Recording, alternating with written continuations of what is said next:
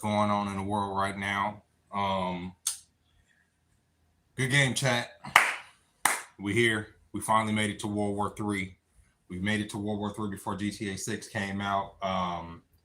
It is what it is. I haven't even bought me a PlayStation 5 yet. Okay, I'm not even up to the current gen. I mean, I'm still calling the current gen next gen because I'm playing games on my computer and whatnot. But you know what I'm saying? We didn't got into World War III before it's even a killer rap out on the PS5 that even make me want to buy the system. I'm trying to be funny because I'm angry right now with what I just saw. Okay.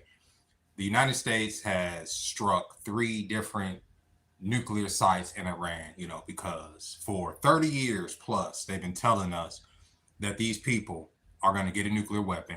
Hey, what's up, chocolate cake? How you doing, lady? They've been telling us for 30 years, for as long as I can remember. They 2 weeks out. 2 weeks out. What's up, Vegas Deb? How y'all doing? 2 weeks out from getting a bomb. And yeah, so they struck at their nuclear facilities, and we're taking responsibility for it. It makes no goddamn sense whatsoever, not at all. And I'm upset about it. What's up, David? How you doing? What's up, all dubs? Welcome in, y'all. Welcome in. I know I'm just rambling on right now, but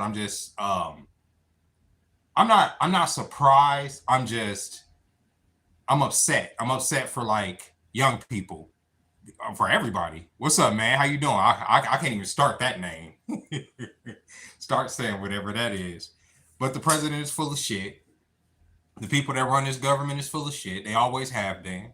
They're always going to use whatever pretense for war that they need to. He just got off of his address of the nation saying that, we had to strike at them because, like I said, they're so close to getting a nuclear weapon, even though they've been so close to getting a nuclear weapon for 30 years, right?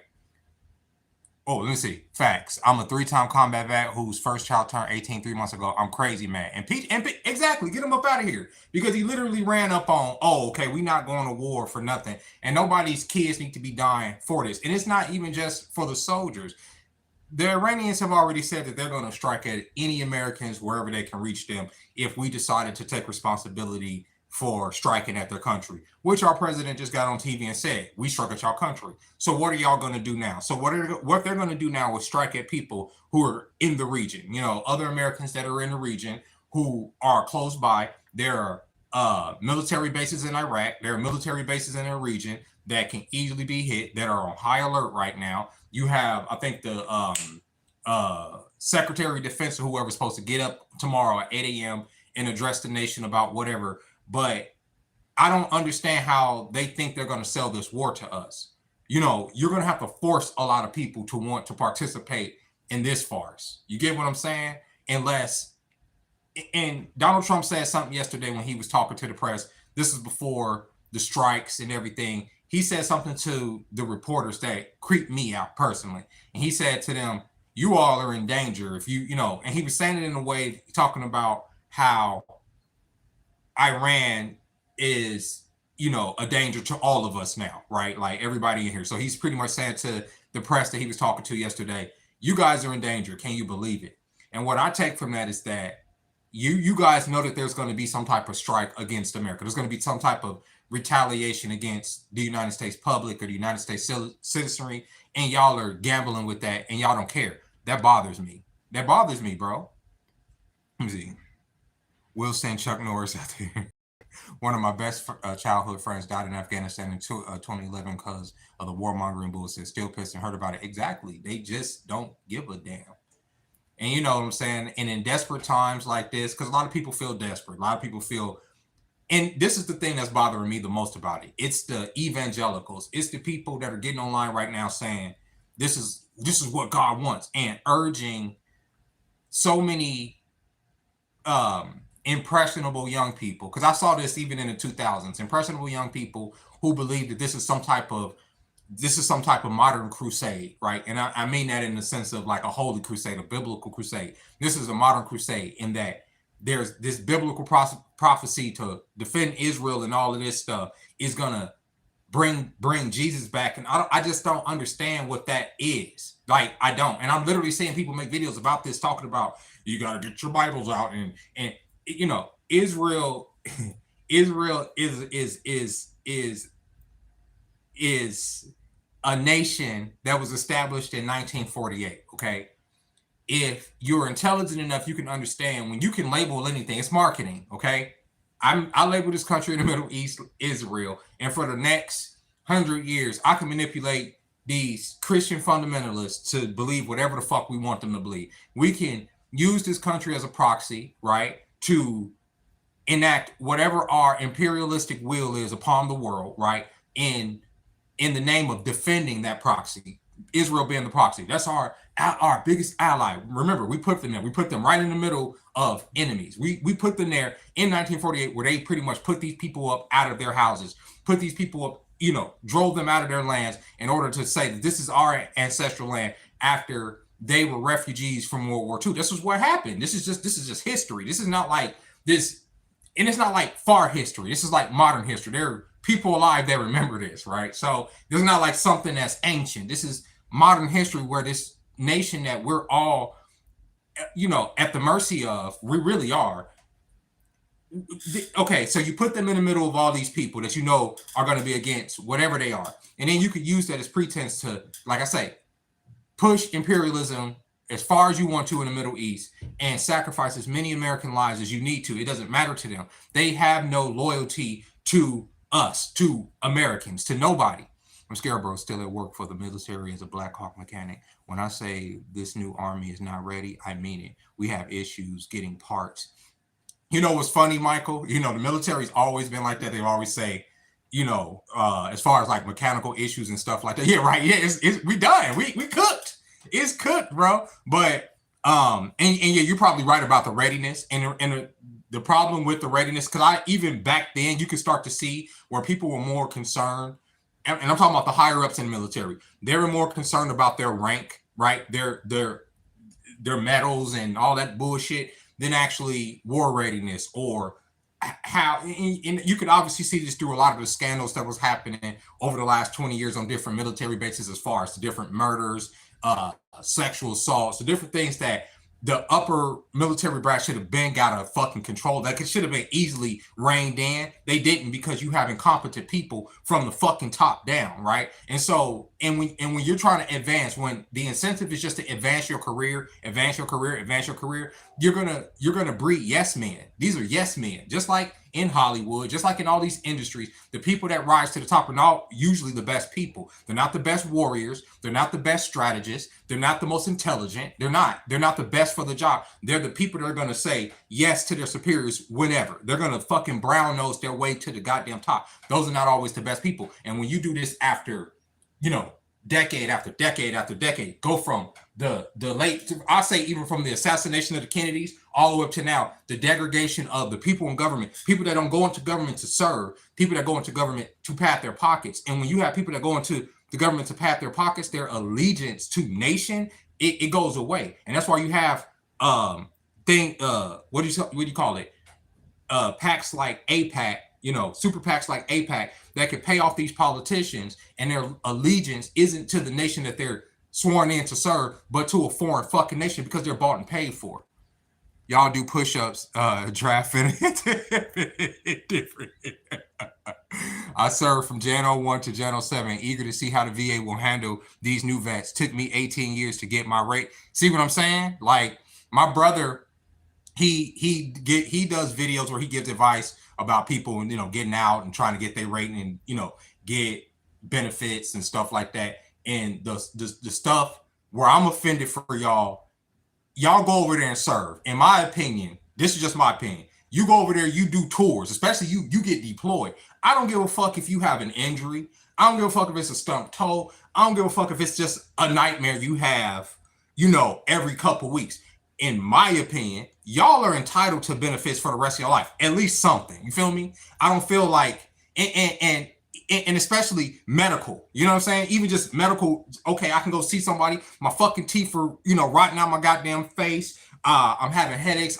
Whatever the case may be. It may not even be service related, but the fact that you were able to sit up there and let them ship you off fucking somewhere and potentially be sacrificed, you, in my opinion, as a citizen, have should have those privileges. Like that's just my opinion. And they sell people on that, and then people get over here and y'all have to jump through so many fucking hoops. That's where I get mad for the vets, bro. One thing about this country, you will be an outcast if you don't conform, and they can't control. It's always been about control. And if you don't conform, they're never going to let the best people, think about it, the best people are never going to just say yes to the shit just because it's a boss. They're not going to be disrespectful, but they're going to say, look, this don't make sense, right? And you could even look at some of the stuff that went down during the last couple wars, where it was just like, if it was some adults in the room and stuff, people could, like, they would have said, nah, bro, we ain't about to strike at these journalists. Just give us some time. But no, you had just people saying, we got to do this. We got to do this. We got to go. You can't always have that attitude, because then you have to clean up that mess afterwards. You know what I'm saying? Yes, they do deserve anything. They deserve anything, bro. That's what I'm saying. Like, who gives a housing, fucking medical. I'm talking about the basics. You giving food stamps to people that ain't never put into the fucking system, first off. You know what I'm saying? And y'all see me get on here and get mad at that. And the reason I get mad at that is because I see veterans. I live in the hood, bro. Like I live like downtown in the fucking gutter, right? There's veterans, like there's a veteran place right here. They be out here, bro. They hurting, bro. And the government don't be helping these people a lot of the times, bro. And these are people that fucking serve, and that should be pissing me the fuck off. And then they sitting there selling war again. It's whatever to me at this point. I'm exactly right.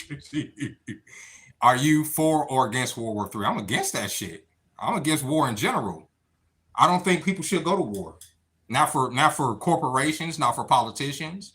You know, I think when I think of war, this is when I think war is okay, right?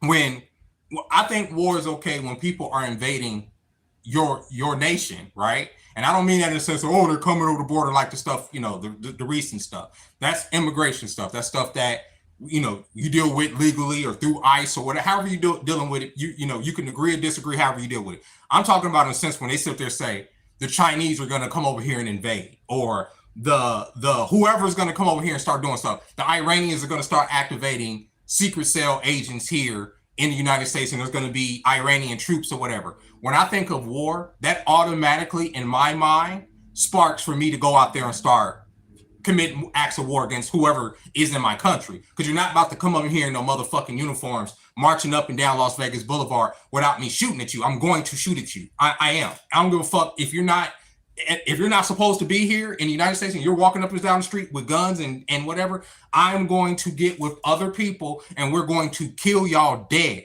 You understand? Like that's just, I'm not trying to get this life taken down, but that is where my patriotism come in. Because you're not about to come, we have our own issues here. Y'all not about to come in here jumping out of planes and all, because the moment y'all start dropping troops out of planes, we shooting in the air. That's what we doing. That's every fucking, that's most Americans. We see y'all coming out here with red stars or whatever. I don't give a fuck what country you come here for. Y'all getting shot at, y'all getting blown up, y'all getting ran over, y'all getting cut. We crazy. We're not stable. So when I think of war, that's when war is necessary. But as far as some politicians sitting up there saying, oh, they about to get a nuclear weapon for fucking 40, 50 fucking years, that ain't got shit to do with me. They ain't got nothing to do with me. You know what I'm saying? Are we protecting our country or other countries now? We ain't protecting nobody. We're the aggressor. Who we been protecting? All of the horrible stuff that we say that other people are going to do, they're going to get this, they're going to do this, and they're going to go. All that shit, my entire life, we've been the ones doing it to other people. We've been the ones doing it. Everything that they say that they're going to do to us, even just that scenario I just said in my head of us people jumping out of planes, and we do that. We go to other countries and do that to people. We do exactly that. That scenario happens because we've done it multiple times in my lifetime. You know what I'm saying? Like, but I'm saying if it's done, yeah, Red Dawn. That's like that movie. But I'm saying if it's done here, just like when it's done there and they shoot at us as they're supposed to, because what the fuck? And I'm not saying I want our soldiers getting shot at, but we in their country. If y'all motherfuckers come over here, we shooting, bro. Like, what are we talking about? You know what I'm saying? Like, yeah, we at that point we got to put our differences aside, and we gonna have some. It's gonna be a Call of Duty match. That's up to them. They'll say when I see that type of shit, like I'm like, yeah, that's that type of World War III. But I'm gonna tell y'all something. This is y'all better fill y'all tanks tonight. $300 a barrel equals 7. What? Jesus. Yeah, America is the victim, is the villain, and we play the villain. Yeah, exactly. America. I just hear the eagle screech. If Generino, it's right there. Yeah. I mean, it's that honestly, that news ruins a lot of people's day. But I remember years ago, I used to do testing, like video game testing. When I lived in California, I would go and do test games, and a lot of times Activision, I would go to Activision and test Call of Duty or whatever was coming out at the time or whatever, right? And when Modern Warfare 3 came out, I got the call. I had to come there. That day, it was a long day. We had to play. We were just the testers. It was in, I think, alpha. So we had to play a little bit of multiplayer, and then we had to play through the entire single player campaign. Okay, like that, and so at the end of that, we'll get paid. You got 2 games. They fed you. It was just this whole thing. So we start playing, and there's this level where you are literally fighting in this American town. Like you're literally a soldier. Your character's fighting in this American city. I think it's called Burger Town. I forget what it's called, but it was, and Call of Duty don't have the best graphics, especially back then or whatever. But it was just like, it felt weird. It was almost like it was like an omen. Like it literally felt like, dude, this seems like it's gonna happen one day. Like they're gonna be planes, and we're gonna literally be fighting from backyard to backyard. And this setting, this is not, because traditionally before that level, before I ever played that, the war setting was always on a battlefield, like an actual traditional battlefield, or in Afghanistan somewhere, or but to actually be in an American city and the shit is going the fuck off, and it almost made my brain say, okay, this is possible, right? And when I think about that, like ever since that level or that game, I've always thought about the possibility of people invading, or sleeper cells activating, people that have been embedded in this country to come in here and cause havoc, to try to fuck some shit up, or to start forming their battalions within the nation itself, because you can't just invade America. America's too big. You have to break it down from inside out, right? You can't just, like, that's stupid. Like, just like I said, anybody that is running an army, they know that's dumb to just come over here to invade. Well, you're gonna come over here and invade and do what? Even if you came and you took let's say they came and they took Los Angeles. Let's just say, I'm just being any country. They came and took Los Angeles. They wouldn't be able to hold it for long. It just wouldn't make logistical sense. You didn't land it all, probably had a big invasion force, landed that huge invasion force. Now you have to defend it, not only against the United States Navy, the Air Force, fucking the Army, the Marines, but you also have to defend it against the citizenry. It don't make no goddamn sense. It'd be crazy. You know what I'm saying? Like it would cost too much money. You have to break America down in a different way. You have to initiate, and I think this has been done to the United States. You have to initiate ideological subversion. And that means you have to demoralize the population from within. You can't just invade, right? And even, like I'm saying, we're still too cohesive for that to be a plan of action, right? We're not as divided as a lot of us think we are. We are in a certain way, but not that divided. We still get up and interact with each other. It ain't like I got to go to McDonald's to deal with Habib and his tribe and my tribe are beefing, and I go over there and he gonna start. We ain't got that type of shit going on in America, right? So we're not as divided as a lot of the ideological subversion would have tried to make it happen, but we are divided in the sense of like political, spiritual, like even our class system.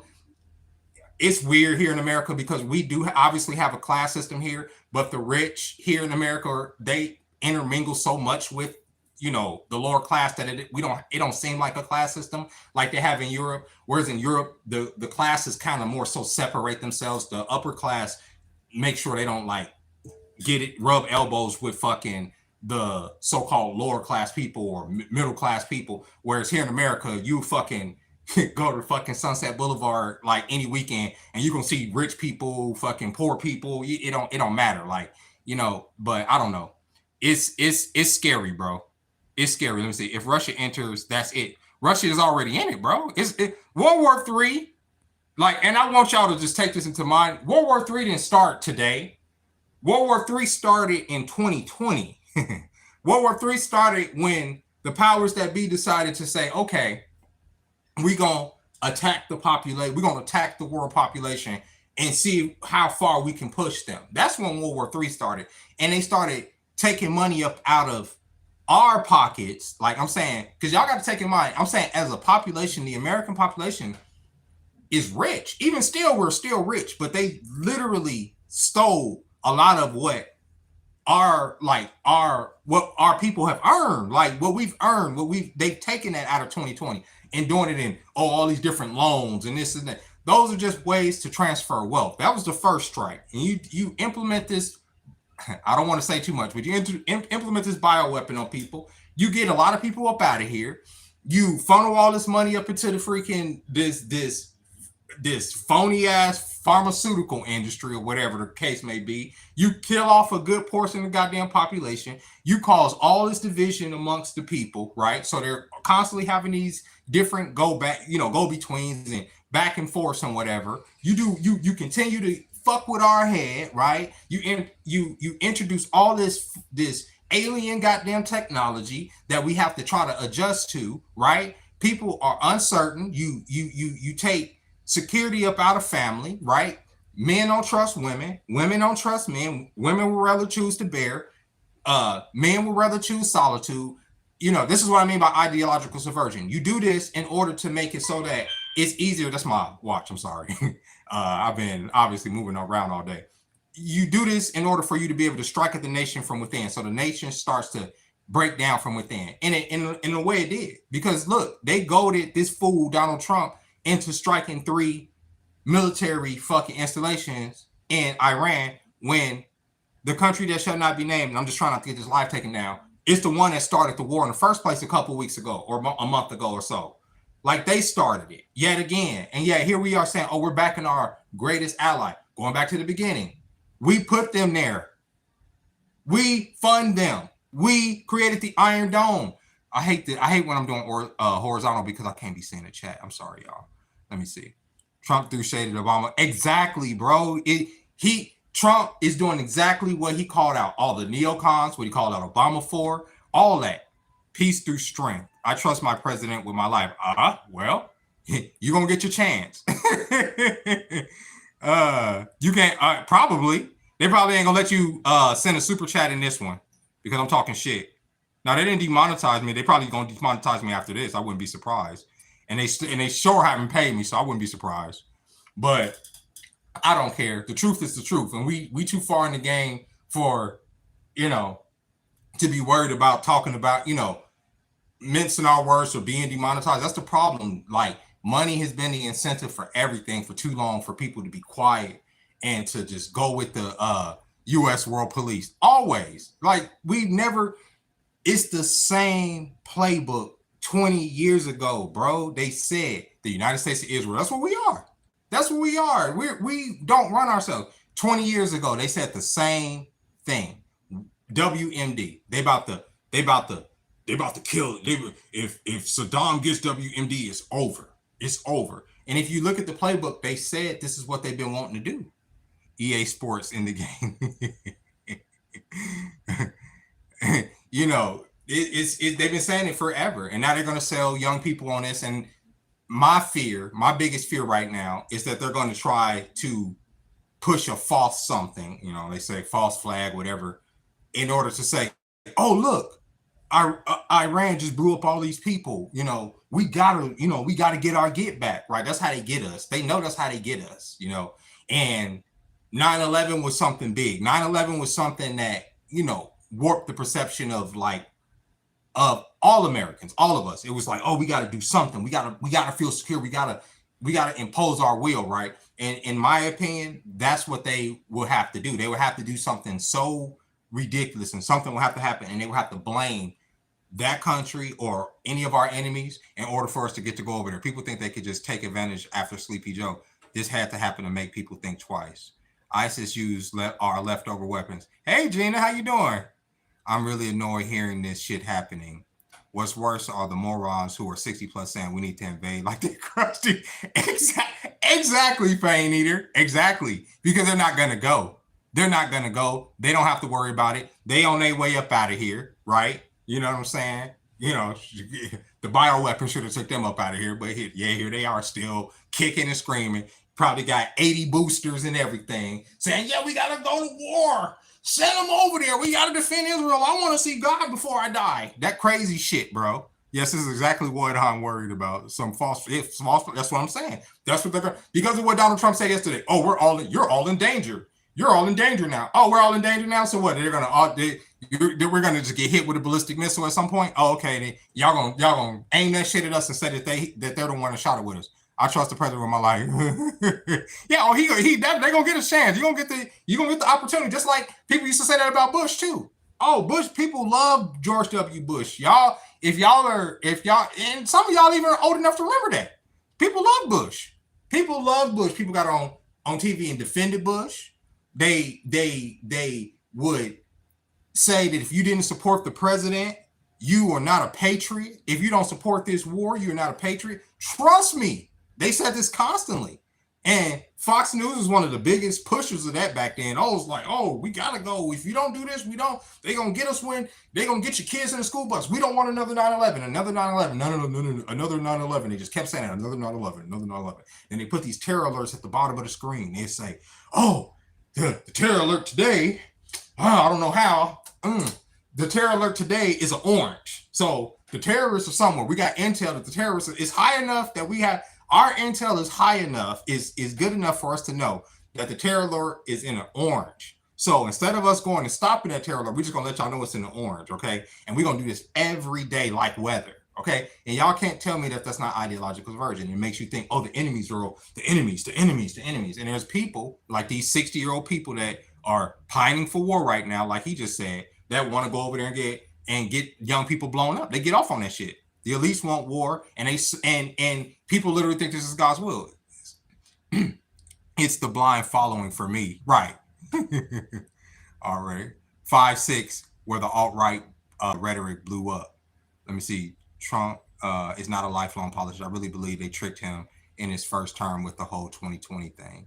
I think that Trump, like you said, he's not a politician. I think his people in the country that's running us, the United States of Israel, I think they get in his ear, and I think he's sitting there listening to them, and they sold him on that God angle. I do. I think just listening to him speak, like, this is God's will. We got to defend the people. That stupid shit that a lot of people, that evangelicals are getting online with today. I made a video about it, talking about that angle of them trying to sell the religious part and Jesus and all that stuff. I made a video about it, but obviously I have a lot of anger in me when I talk about stuff like that, because I hate people using God's name in vain. I just do. Like, don't use God as a weapon, right? People need God. Some people can't hear the voice of God. They can't.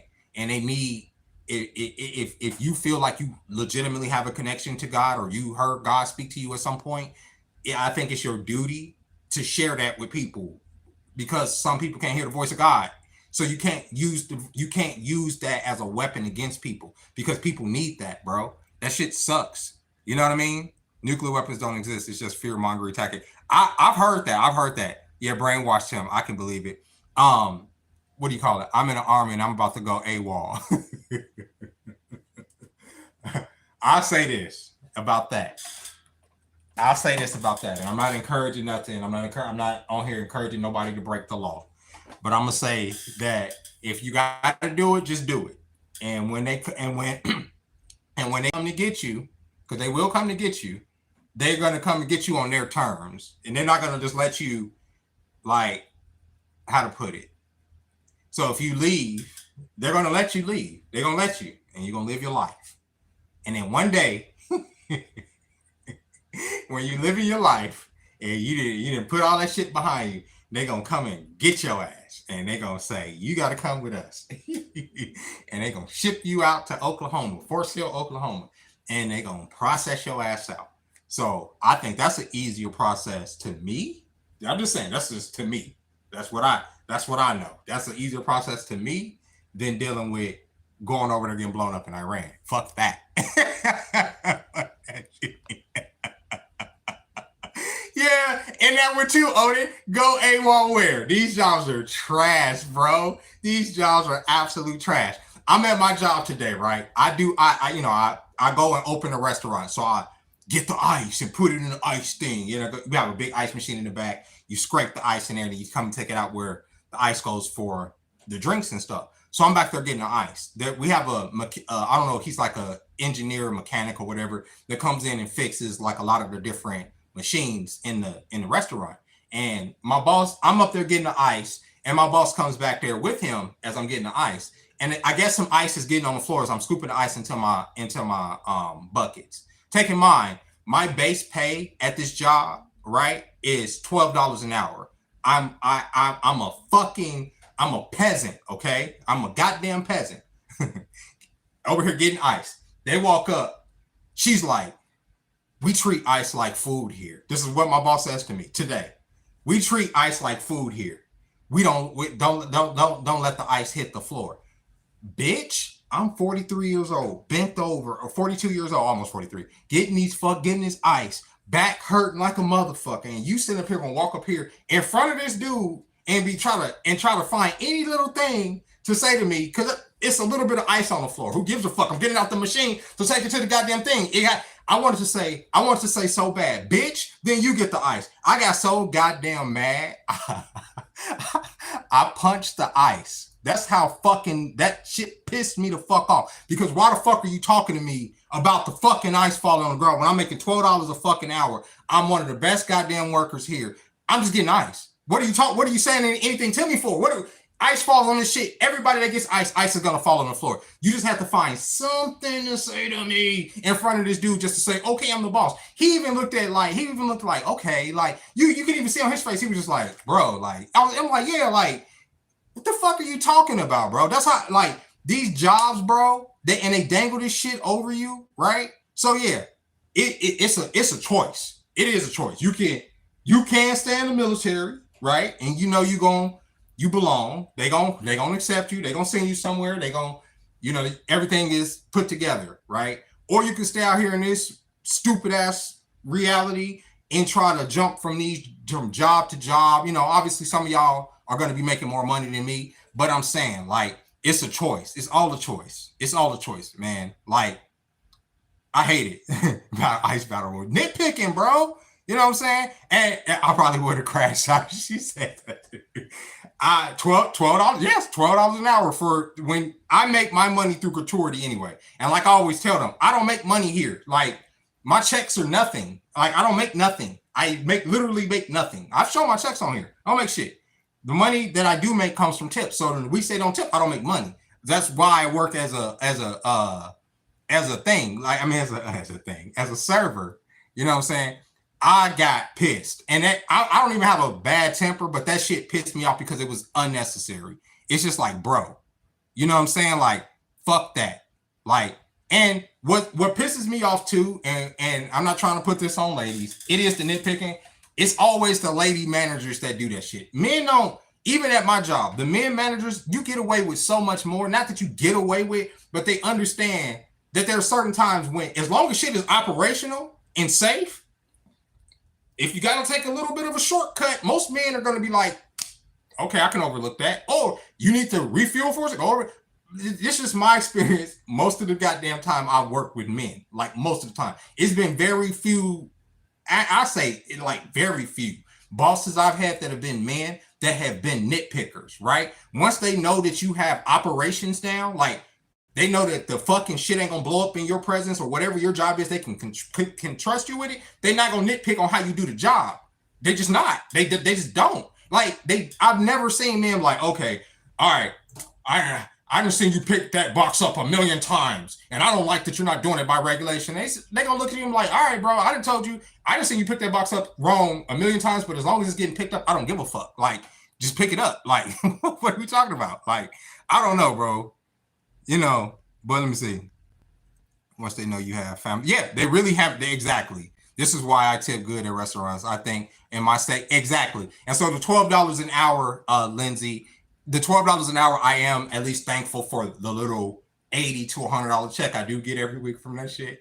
But I did hear in a lot of states that servers get paid $2.15. I heard like that's the lowest I've heard. I heard $2.75 in one state. And I'm just like, that's fucked, because if you guys don't, let's say you guys work 5 hours that day and you guys don't get customers, you guys don't even get shit hourly. And there's even some restaurants that require that you pay out the busing staff, because we pay out the busing staff for small stipend, but some people require that you pay out the busing staff and you pay out the kitchen. So if you don't make no money, there's people that work at some restaurants where they leave their own. And I'll be goddamn if I'm about to leave here paying y'all, and I didn't work fucking 5 hours. But there are restaurants where that actually happens based on how the shit runs, you know. But I'm just like, that's fucking crazy, bro. It is what it is, you know. I've been surviving so far. You know what I mean?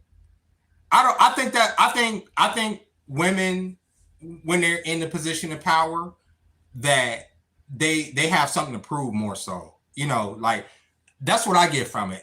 You know, I think that's why they seem to care more. Obviously the men care, but it seems like, in my opinion, like, oh, let's say when we know the health department's coming or anything, the female managers and the female higher ups are always in a much more panicked way than the men. Whereas the men are just like, we got to do X, Y, and Z before they get here. And it's just like, and they're not panicked. Does that make sense? They're like, it's not like they're snappy because TQ or the fucking health department's about to come in. It's like, no, we got to make sure health department's coming in sometime this week. Be on y'all P's and Q's. We do the right thing anyway. So make sure, shit is just, just that extra level. That's the most you get out of these niggas. Like, you don't get, oh, well, why is this? Da-da-da. Like, if they see something wrong, they'll fix it. Like, and that's always even when I've managed, if I see something wrong, before I go and start correcting people, I'm probably going to fix it just so it's fixed. And then I'll say, okay, I've seen this. Just make sure this don't happen. But I'm not going to be like, come over here. Come here. Let me show y'all something. Come here. Everybody gather around. Shit's still broken. Shit still needs to be, plates still need to be buzzed. People still need food. But no, everybody got to gather around. Everybody. And fuck the customers. We got to make a big deal out of this thing right here instead of this boss, knowing that we busy dealing with this thing. Everybody got to see it, and now we got to correct the thing. So everybody has in their mind that this thing happened. This shit is irritating, bro. And then the whole time I'm rolling my eyes, everybody that's older is looking at each other, rolling their eyes. This happens a lot, more than y'all know. even with our daily, we have like little server meetings. We have this little corner. We have this little meeting. We all be looking at each other like they just said this shit yesterday. Like, what are we talking about? Like, my memory ain't that bad. You know what I'm saying? I work for Planet Fitness, and whenever these corporate goons come through the city, everyone is in panic. My female manager goes apeshit every single time, stressing. Right, we put more on it. And then when they come, we had a visit. What was it? Ooh, about 3 weeks ago. Okay, it's like one of the corporate people. And we yeah, I hope she never sees it either. But she knows she was out of line. I don't care if she sees this shit. It's $12 an hour. I'll find another job. What do you call it? We had this corporate lady come in. They talk about her all the time. She's like, oh, she comes in. And the way they talk about her, you would think that she's this scary, she's about to come in there on some crazy shit. Like, this lady came in there, she was like this sweet, she's like this. She was like this sweet, sarcastic Asian lady, and she was cool as fuck. And I'm just like, that's just how y'all tripping that? To the point she was like, what did she say to my boss? My boss is up there because everybody's all dressed up and shit. And she was like, I forgot what it was. It was something. And the corporate lady was like, yeah. She was like, I know, because it's probably nerve-wracking knowing that I'm coming, huh? And she made like a joke out of it, because it's like, who the fuck? It's food. Are people being poisoned from this restaurant? No. Are people getting their food? Are we getting complaints? We're one of the best restaurants in this fucking city as far as like reviews and every goddamn thing. What's going on? Are you okay? Whatever, bro. I don't know. That just pissed me off today, though. Hey, Amber, how you doing? What is it? Let's see. Humans in high positions in general be on power trips regardless of sex, race. I'll say it's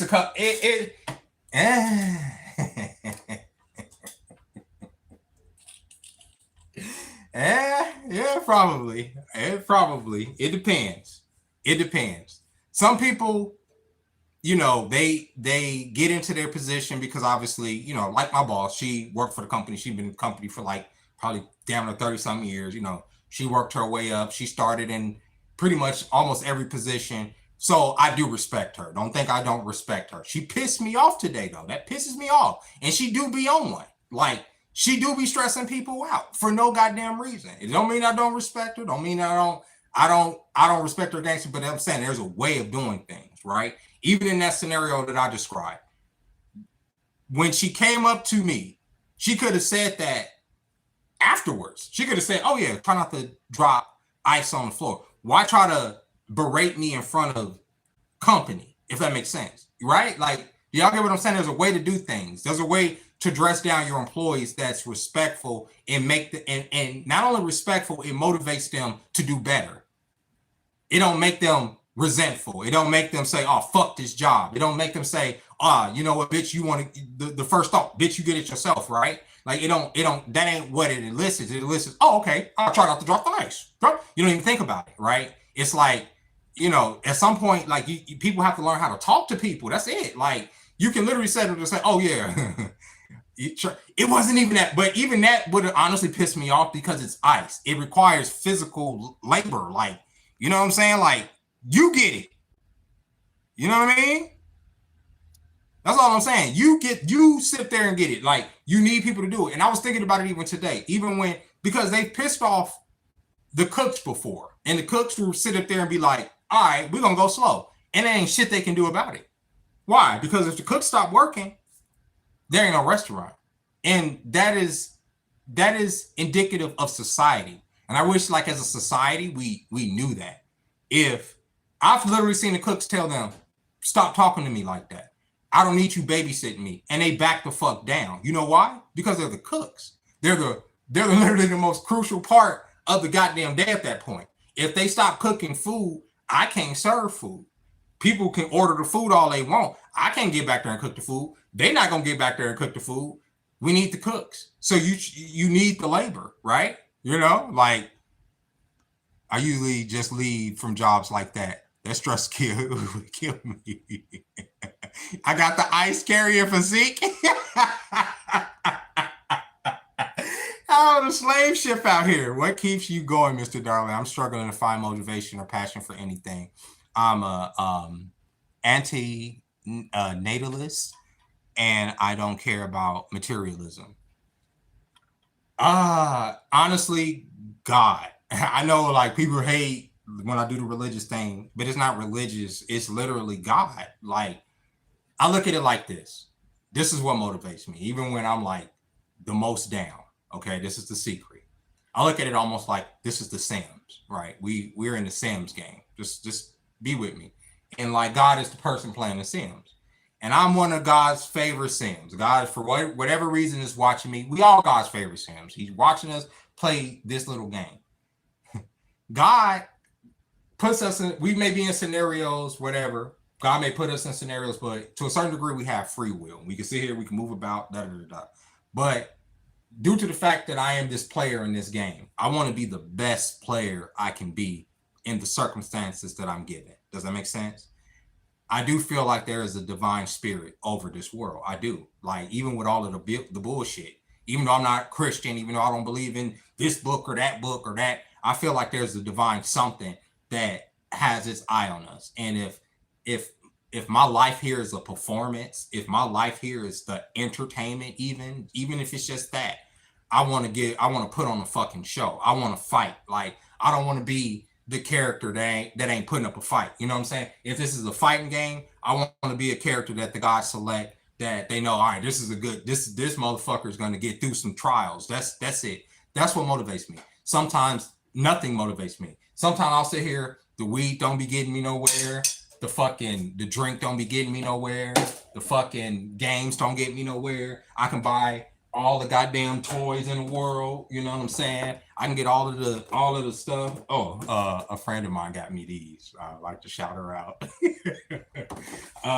All that stuff, but it's just stuff. Like you said, materialism. It's just things, right? And it don't bring me nothing. But then I sit there and I'll pray. I'll literally humble myself, and just that I'm just this entity in this world, try my best. That's all I can do. I can't guarantee what tomorrow's gonna look like. I can't guarantee that even that I'm a good person. I just can do my best. That's it. You know what I'm saying? Cause shit, I would go in there, cook some shit up. Can't be that hard. Numbness. You said if there's a recipe, you'll go in there because you see you're a worker. You the lady, like we used to have a lady that worked like that. They fired her. Her name was Tan. I don't give a fuck what went wrong. If we didn't have a fucking person in that position, she was a server.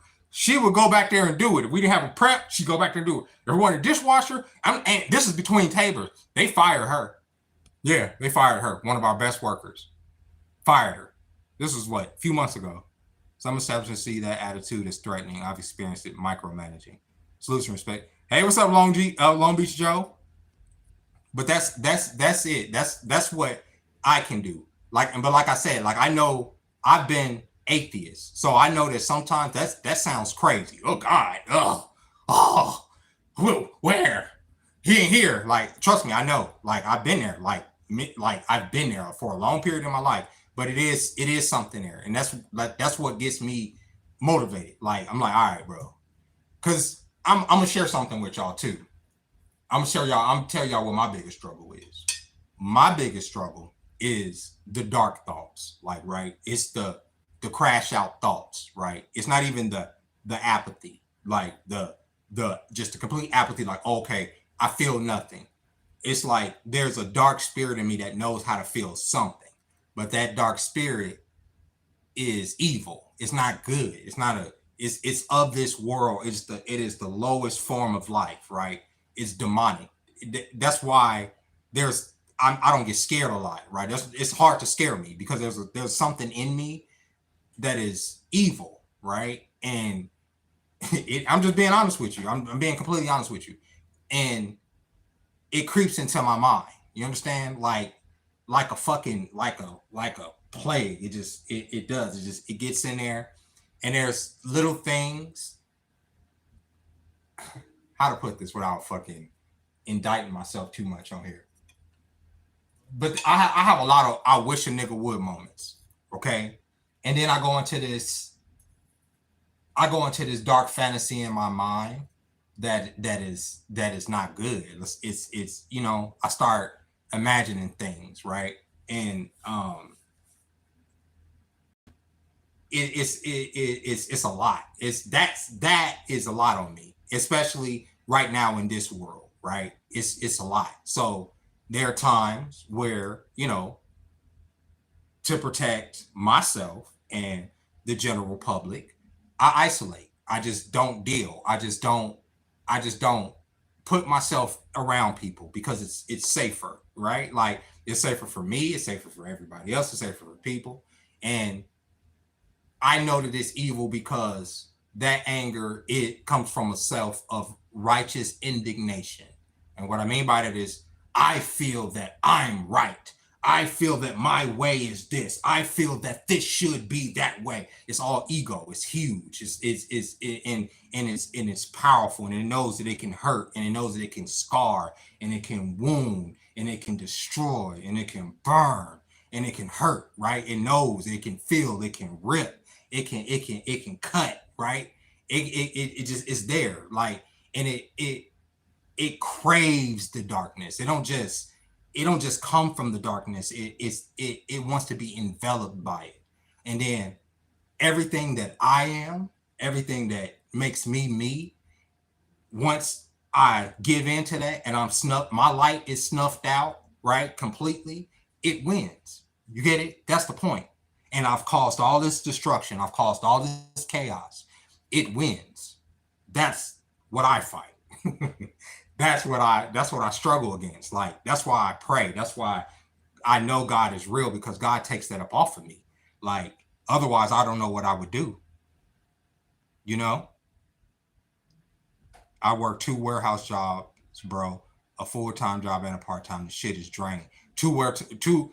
I'm sitting up here praying for you. 2 warehouse jobs, bro, is fucking crazy, bro. You crazy.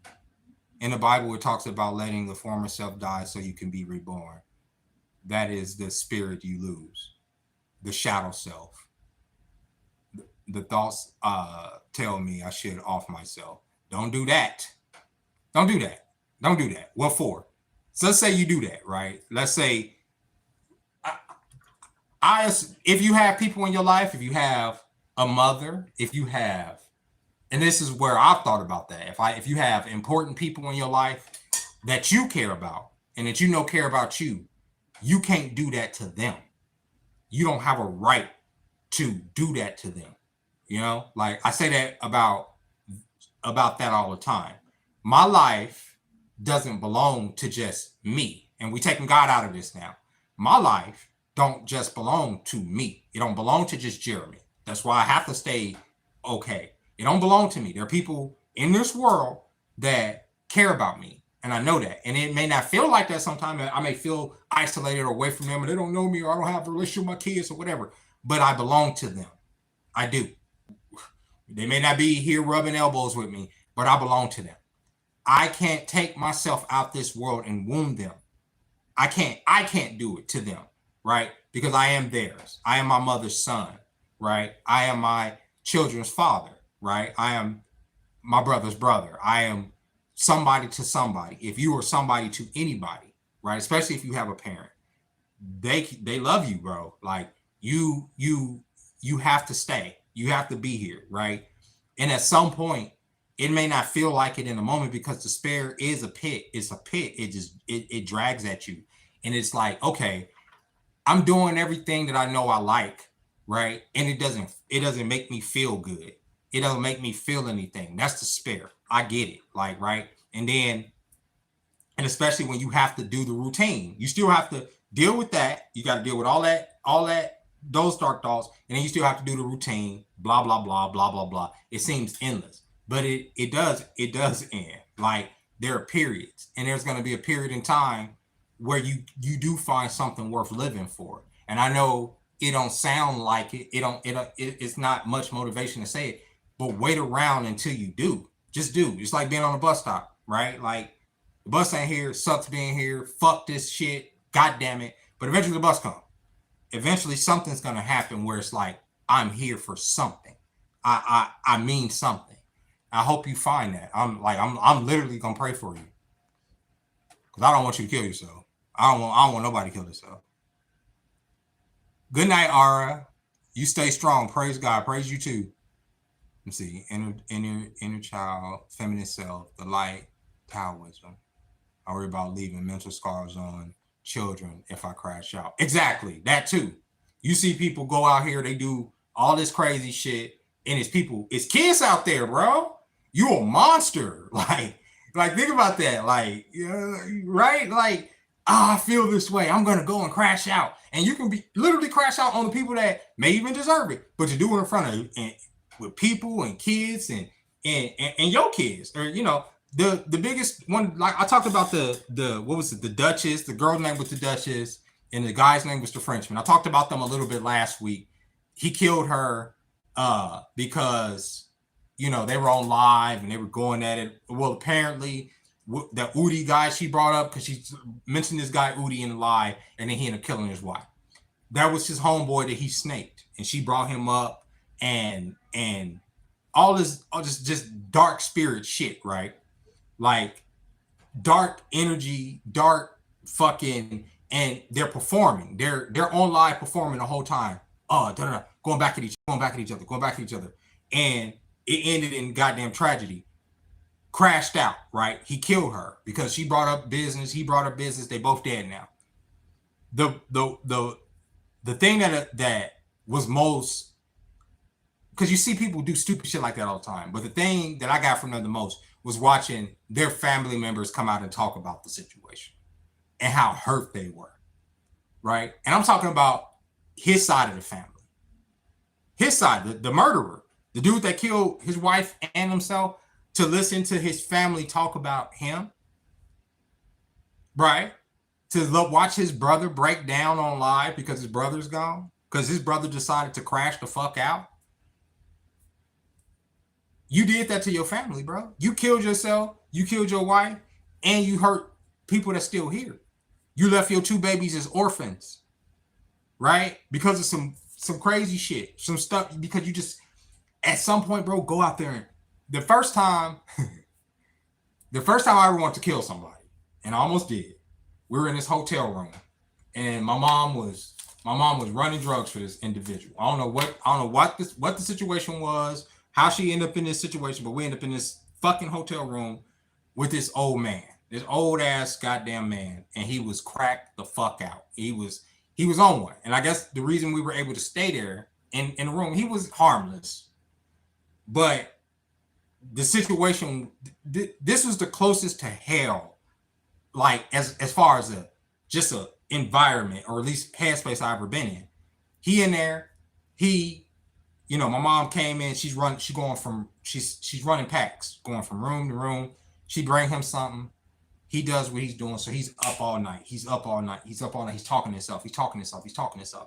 I'm trying to sleep. Okay, I think I'm 16. I'm 16 at this point. I'm trying to sleep. I just want him to shut the fuck up. I just want him to shut up. That's all I want him to do. It was so hot in that room. Okay, it was so hot. It was fucking hot. And this old man is just in here cracked out, tripping. He going from one corner, he going from another. He's tripping. Me, I'm in there. I'm just watching him. I'm just watching him. And it's like the light in the room, it got dimmer and dimmer and dimmer and dimmer and dimmer.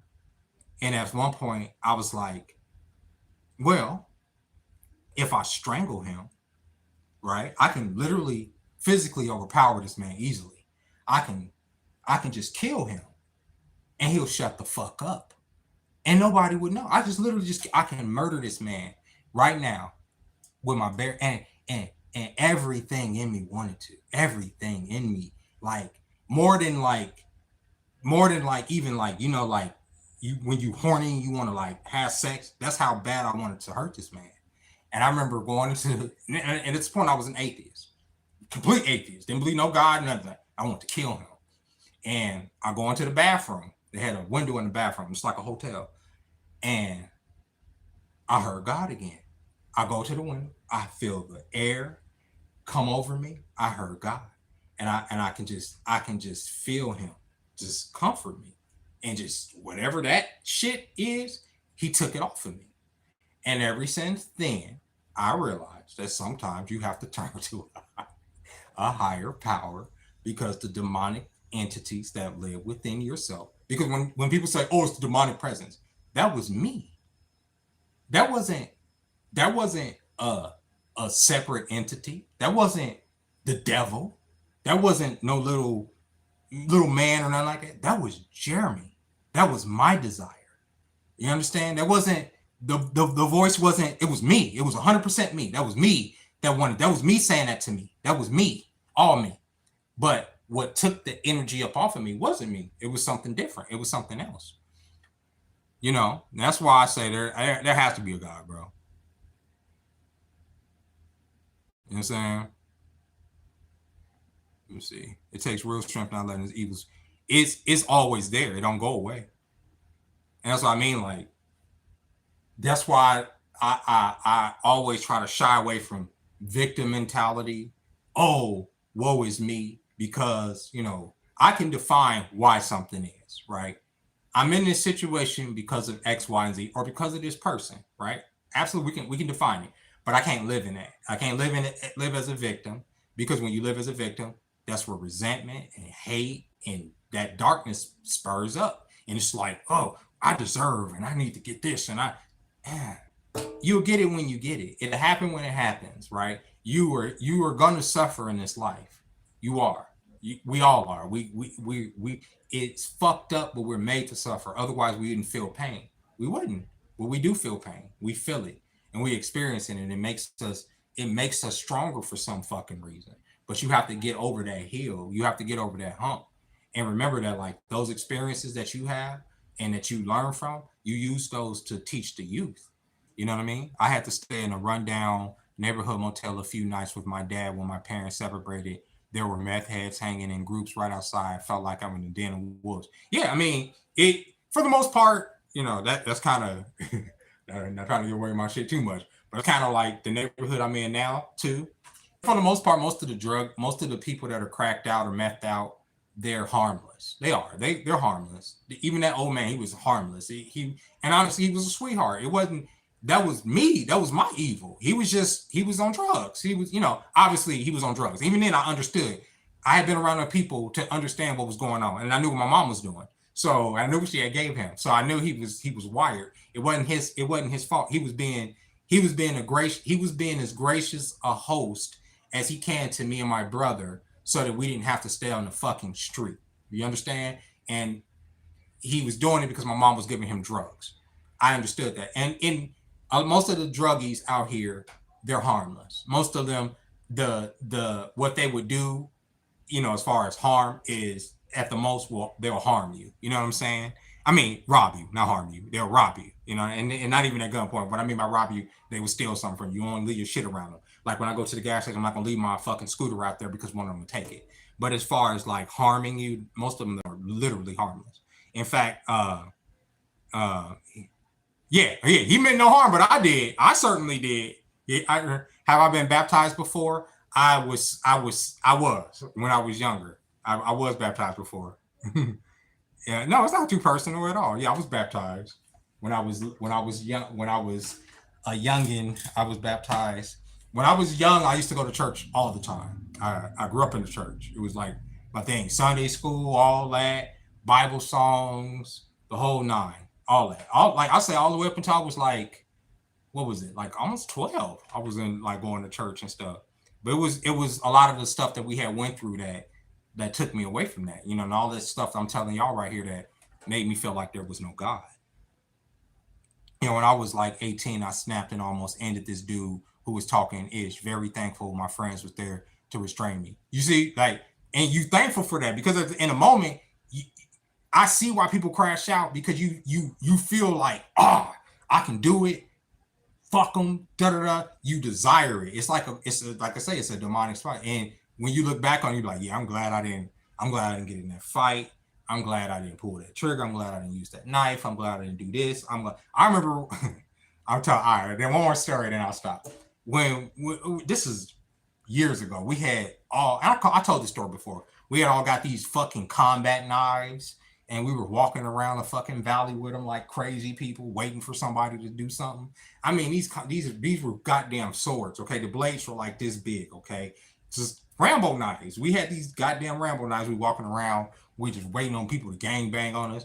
And of course, the 2-3 months we walking around like crazy people, nobody fucked with us. Thank God, because I say somebody be watching over people sometimes. You know what I'm saying? I remember you said if you were ever saw a guy who stole your scooter and go to shoot her, you'd be wanting to crash out. Yeah, bro. That day. No, you don't have to. You don't have to delete. You don't have to delete that message. You don't have to delete that message. That day when he stole my scooter, I wanted to like the thing is like I always got it on me. I could have. It's the restraint, right? Because even if, and not that I would have shot him, even if I would have said bang bang to scare him, right? I'm saying the area, and I've told y'all this, the area that I was in, there is a daycare, a veterinarian, a fucking grocery store. It just don't. I would have been in jail. Y'all, I wouldn't be on this live right now. I'll be dealing with that case. Unless he attacked me with it, right? My feelings was that I wanted to hurt him. I wanted to hurt him. I did. I wanted to hurt him badly because he stole my fucking scooter. It's my scooter. You don't take my things. But at the end of the day, I'm glad I didn't. I'm glad I didn't catch him. I'm glad. I hope for whatever, I hope that the scooter serves him. I even hope he got a charger for it at this point. You know what I'm saying? And I'm glad I didn't do nothing stupid that day. I found your page about a year ago or so, and I always appreciate your insight. I'm also a black man making my way in this country. Question: if you wanted to dip out of the U.S., where would you go? That's a good question. It used to be that I would say, I would go to Canada, right? Because it's a lot like the United States or whatever. But as I started to learn, like I wouldn't flee the country to go to something similar. I would want to go to something that's a lot more disconnected. And I've literally thought about this. Like, I don't know. It's hard for me to say because every nation on earth has its its issues, right? As far as like government and all that. If I were to leave, I would just want to go to the wilderness. I probably wouldn't leave the United States. I would just leave like civilization, right? Like if I was to dip, like if I was to say, okay, I'm done with the matrix, I'm done with people and all that, I would like go live in the forest somewhere and die out in the forest somewhere. That's what I would do. I probably would never leave the U.S.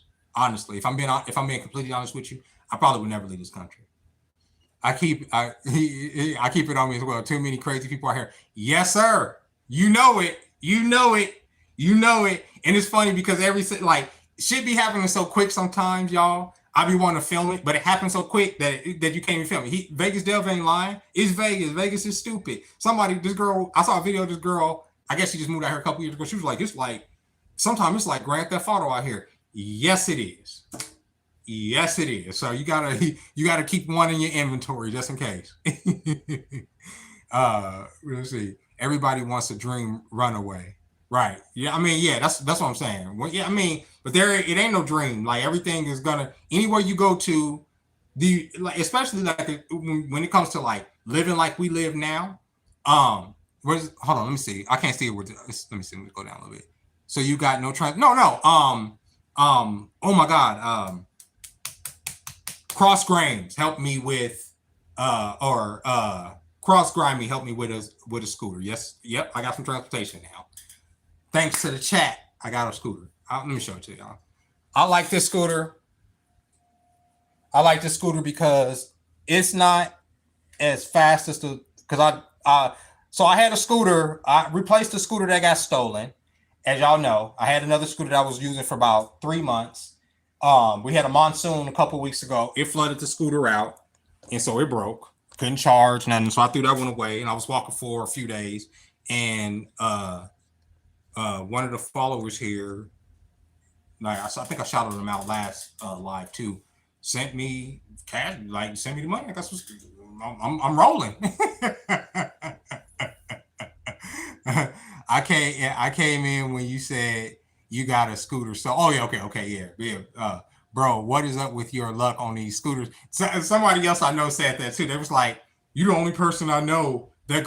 One of the ladies I work with. You're the only person I know that go through as many of these things as because everybody, the other people, it's a couple other people that come to work. They have scooters too. Like one of the cooks have one of the other servers have one, and they've had the same ones for the last fucking couple years.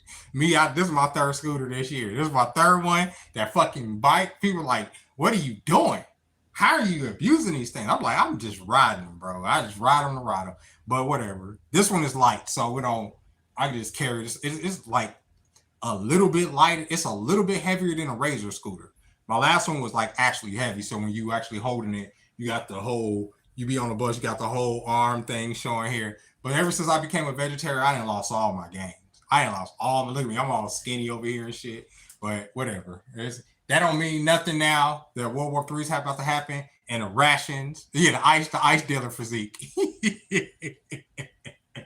They all fucking skinny, bro. This shit is insane. I hate it. This is what made me because this ain't my first time being a vegetarian. I was a vegetarian for about a year and some months.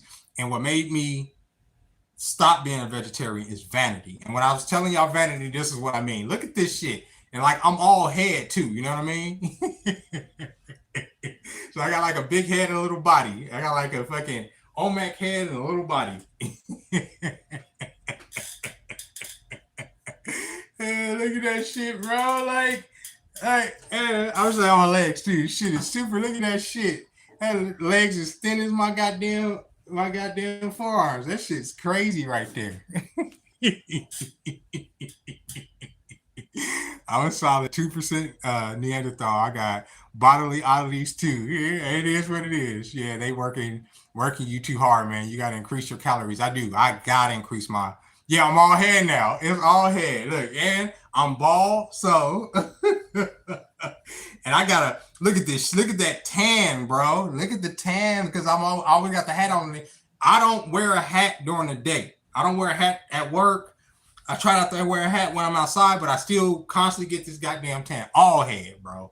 All head. I'll be like, bro, I gotta put on some weight. I'm trying to increase my calories. I'm supposed to be having some Indian food tonight.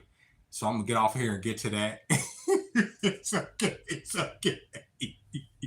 I'm a funny. I know what I look like. I'm not shy. What do you call it? What do you call it? Somebody told me I had got into it with somebody online one day, and they said I look like sexy Squidward. It's like, I am fucking cooked. I am fucking cooked. What do you think on the U.S. bombing Iran now? We in World War III. All right, I'll close out on that because this is what we started the live with. I'll circle back to that. You've gotten teeny tiny in the past 4 years. Yeah, you see what I'm saying? Yeah, I have. I don't want people to feel like we're obligated to defend nobody. I say if we as a nation sit there and say we're not doing it, we don't have to do it. But people are going to always follow orders. The people that were flying those planes to bomb Iran follow orders. The people that are going to be deployed to potentially do regime change in Iran are going to follow orders. It's an age-old story. Most people are not going to desert the military. Most people are not going to go AWOL. It's too scary. It is an uncertainty, and you're gonna march in step with what they're gonna tell you to do. You're gonna be where they tell you to go. You're gonna do what they tell you to do. And if there's not enough people that volunteer to fight the war, they will initiate a draft. There's already an automatic, what is it called? Selective service for that. I think it just passed that not too long ago for young men from ages 18 to 25. That automatically, when you try to go get your license and stuff, they're signing you up already. Women are able to be drafted too at this point.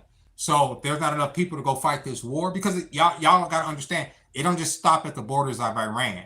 It always expands. Like when it was supposed to be Iraq, it went into Afghanistan, right? Same thing right now. Y'all remember, there's still a conflict between Russia and Ukraine. We still are fighting a proxy war against Russia. Remember, Ukrainians are not just fighting the Russians without the backing of the United States of America. They ain't got it like that. NATO, which is funded mostly by the United States of America, is who's helping Ukraine fight that war. That's, once again, the United States fighting wars on two fronts. But this time, instead of it being Iraq and Afghanistan, it's Iran and Russia. Worst case scenario type shit, right? Like, what are we doing? That's what we're doing. Like, so in my opinion, enjoy life now. Enjoy life today. Tomorrow, right? If there was something that you wanted to do, if you're thinking, oh man, I don't want to spend money on X, Y, and Z because of whatever, just fucking do it. You live one time. You don't know if you're going to be alive next year. You don't know what tomorrow's going to bring. You don't know what reality. And I want you to think about when I say that word, what reality is going to bring. Reality can bring a whole different set of circumstances that you and I are not accustomed to. And the world is flipped upside down. And the world that we're living in now, there's going to be things that we wish we had have done that we didn't do in this time. So if there's anything that you want to do right now, before we wrap up this simulation, do it. And I don't mean and do it up to the point where you're not taking away from anybody else. And what I mean by that is, we in this world don't have a right to take other people's lives or property or anything just because we feel like we're up against a wall or the world's about to end or anything like that. Still try to live in your righteous purpose, but at the same time, do what needs to be done to satiate yourself or in your spirit in the today. Tomorrow, we don't know what the fuck is about to happen. We don't know. We don't. I don't know. You don't know. Even a lot of these people that's war gaming, that are professionals, don't know what we're looking at right now, what we're about to face, how they're about to mobilize troops, how they're about to declare, what they're about to do. But this ball is already rolling down this hill. You can't push it back. I knew that the moment Israel struck in Iran as a pretense, by calling it a preemptive strike. I knew right there. I was like, all right, we going. This is World War III. This is the hot war now. No longer the proxy shit.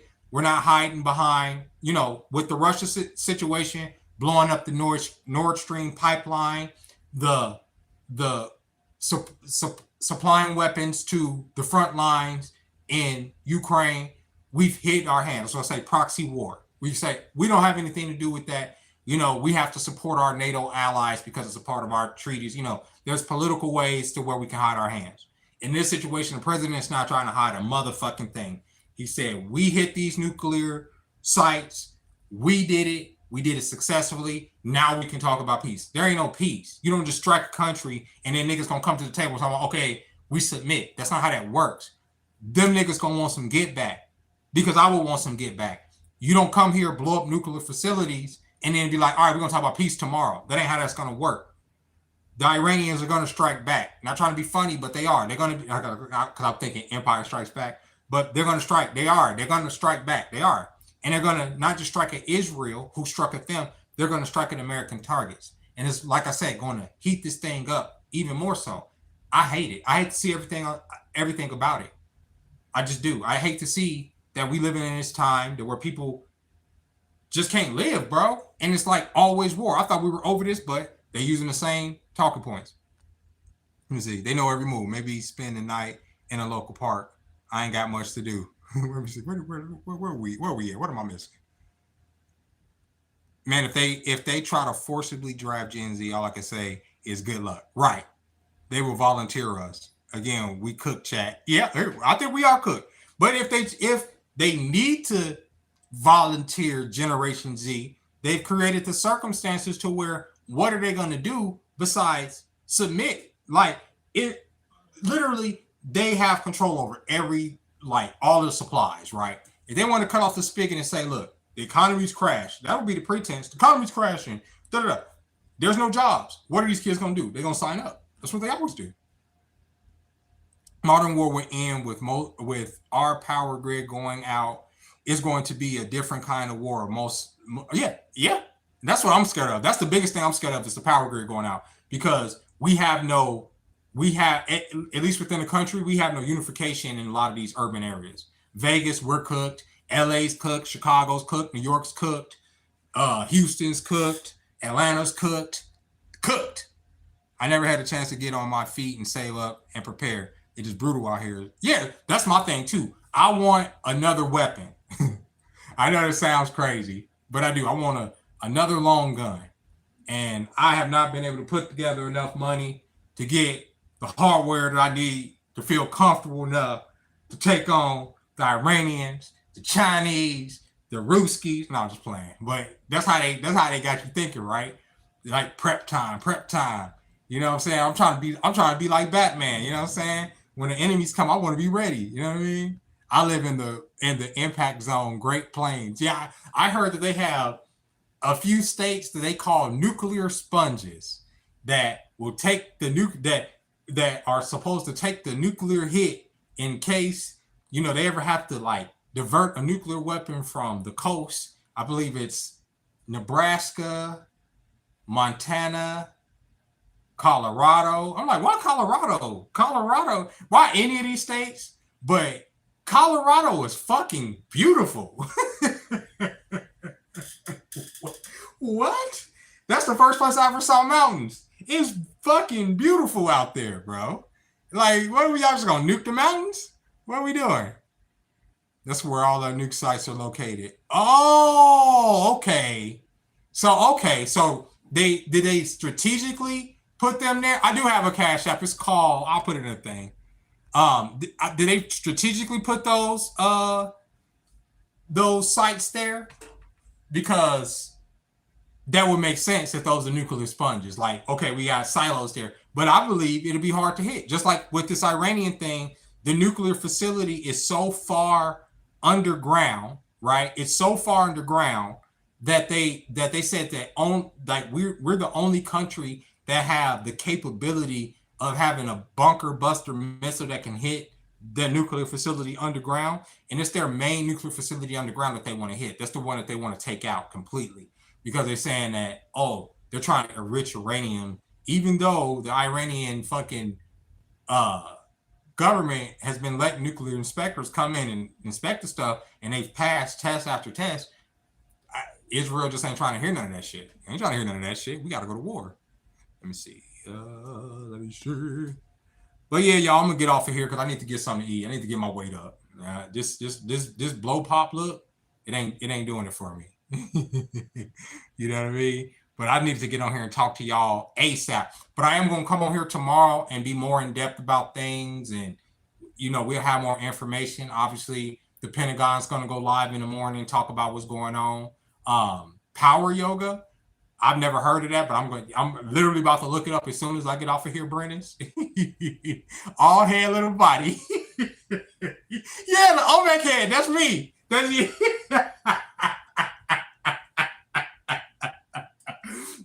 And that's why I always try to keep weight up, because it is because I'm telling you, I got a big ass head. I'll be trying to just over here thin as fuck. But y'all, I appreciate the talk, y'all. Don't go to bed with anxiety, bro. If you got something, smoke it. If you got something, drink it. Just live in the moment. Turn on your air conditioning. You know what I'm saying? All body weight exercises. You mean almost like calisthenics and stuff. I need to do more. I need to do more push-ups. I was just telling my homegirl that I don't like doing ab exercises. Like regular ab exercises are the best. Like workout for obviously your stomach. You lay on your back, you let your legs go up. What do you call it? What's the one where you lay on your back and you do almost like the bicycle kicks? I like doing those. I don't like doing them, but they work as far as your abs and stuff. I hate doing ab workouts. Calisthenic, those are some of the best workouts you could do. The burpees, 1,000 burpees, the push-ups, the sit-ups. I need to implement more of that into my routine, because I'm mostly doing weights and running. So that's why I'm looking like this. But I think that would give me more cuts and shit if I did more regular calisthenics and stuff. But all right, I say I'm not gonna be talking about my workout routine as much, but I don't know, man, I'm into that. So when you ask me about that, I will go into it. But I am gonna look up some power yoga, because it does sound like a lot of fun. Seamless downward dog plank to upward dog in one motion. We're gonna end now before we start getting to talking about workout. But I'm gonna be back on here tomorrow around the same time, probably around 6. I was supposed to come on here at 6 today, but I was waiting on the president to speak to see what he was gonna say. Then I was gonna come here. But tomorrow I'm off. I'm gonna come here around 6 Pacific time, and we'll talk about whatever we're gonna be talking about. So I'll catch y'all tomorrow, y'all. Bye bye. Oh shit.